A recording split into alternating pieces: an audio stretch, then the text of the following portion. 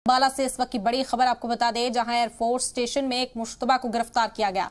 बताया जा रहा है कि एक मुश्तबा शख्स एयरफोर्स स्टेशन में घुसने की कोशिश कर रहा था। इसी दौरान पेट्रोलिंग टीम उसे देखने में कामयाब हुई और उसे हिरासत में लिया गया। आपको बता दें कि अंबाला एयरफोर्स स्टेशन सिक्योरिटी के लिहाज से काफी अहम माना जाता है, क्योंकि यहां पर मुल्क की सबसे बेहतर फाइटर प्लेन रफाल को तैनात किया गया है। खबर है कि मुलजिम से एयरफोर्स स्टेशन की टीम ने पूछताछ के बाद उसे पुलिस को सौंप दिया है।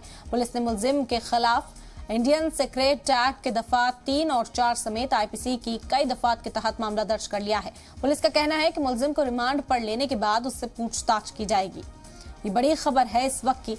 नेशनल सिक्योरिटी का हवाला देते हुए शख्स को गिरफ्तार किया गया है।